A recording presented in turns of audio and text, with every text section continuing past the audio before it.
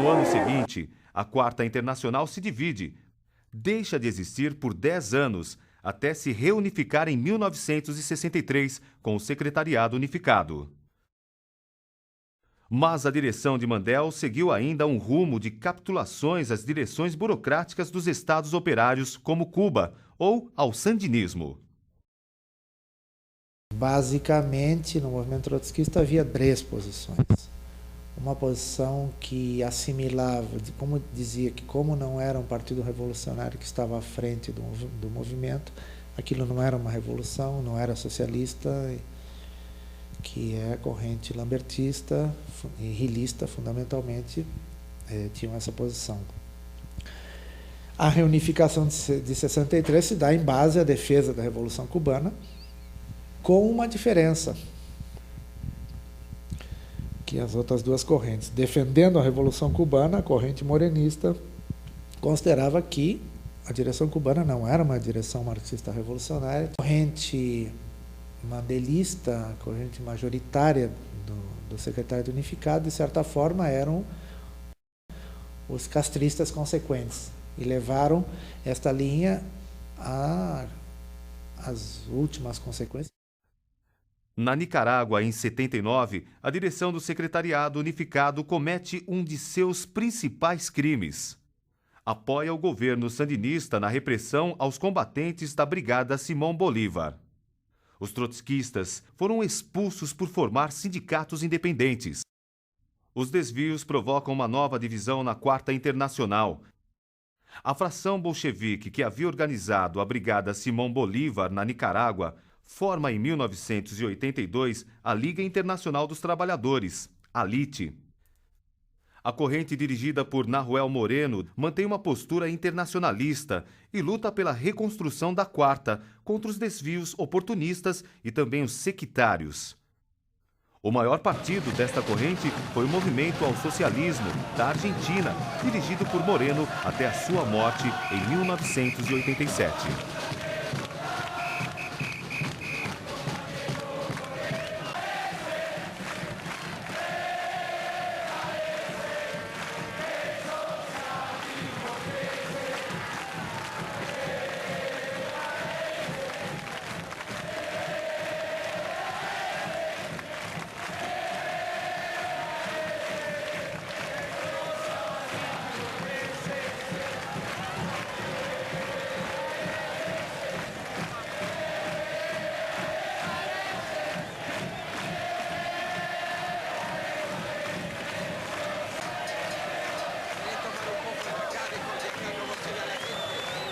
Esta corrente surge também no Brasil em 1974.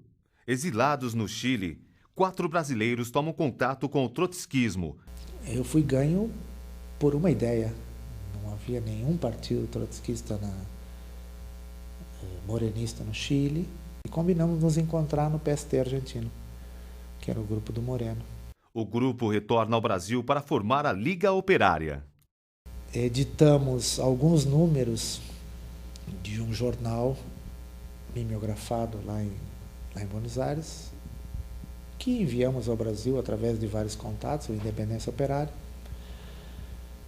Uma das marcas da corrente que deu origem à LIT é a opção pela presença no movimento operário, rompendo com a tradição pequeno-burguesa de parte do trotskismo. O PSTU é parte desta tradição. Ao longo de sua história, sempre procurou o caminho da classe operária. E a gente resolveu começar a investir no movimento operário, deslocamos alguns companheiros para lá. Foi nesse processo que a gente ganha o Zé Maria.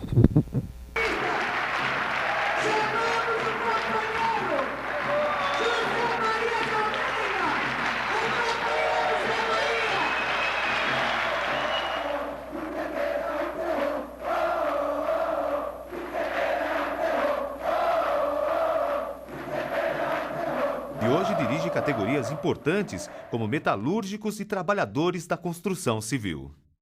Outro aspecto é a aplicação do programa de transição, escrito por Trotsky como programa da Quarta Internacional.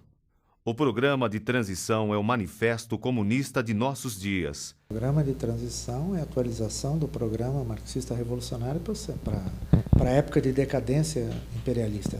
Ele é uma ponte entre as reivindicações mais sentidas pelos trabalhadores, como hoje o aumento dos preços dos alimentos, até as bandeiras para a Revolução Socialista.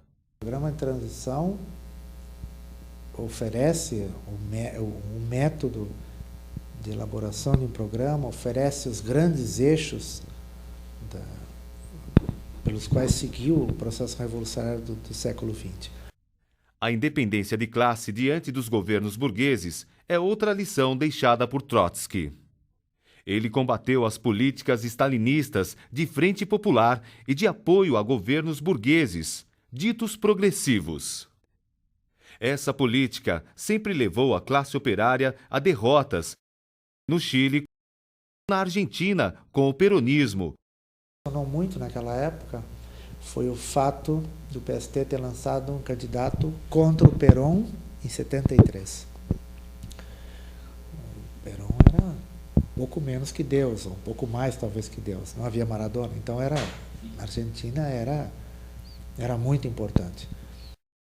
Hoje, os governos da América Latina provocam muitas dúvidas entre os lutadores.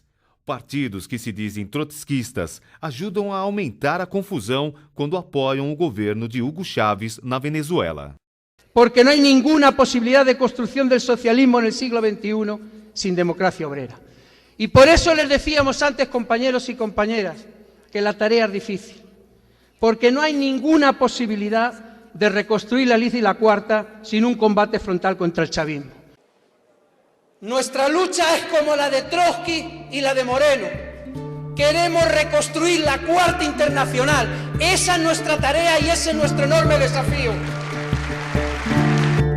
Depois de 70 anos, a reconstrução da Quarta Internacional continua sendo o principal desafio para a classe operária.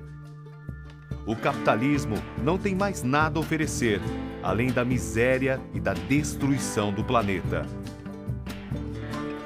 Após os anos de confusão depois da queda do Muro de Berlim, os trabalhadores e a juventude de todo o mundo estão tomando novamente a história em suas mãos. El estalinismo era una potencia a nivel mundial, pero hoy la realidad es otra. A crise do imperialismo no Iraque e as revoluções latino-americanas mostram que as condições para a construção do Partido Mundial da Revolução estão dadas. Decimos que esa tarea que encaró Trotsky en el año 38 es la más grande tarea de su vida. Está en nuestras manos, en las nuevas generaciones de revolucionarios, dar continuidad a esa tarea.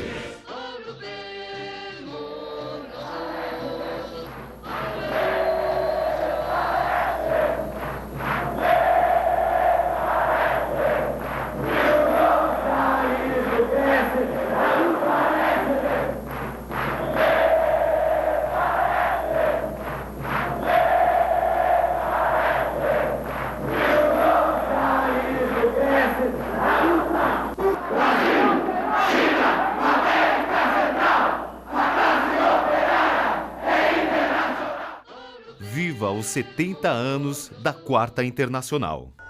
Você dormindo e eu sonhando,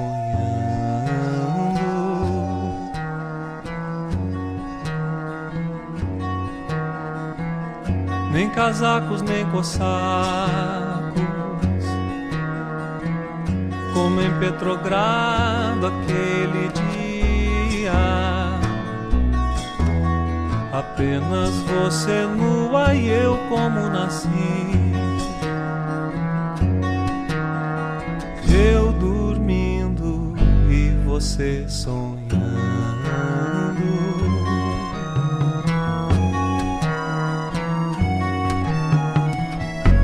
Não vai mais ter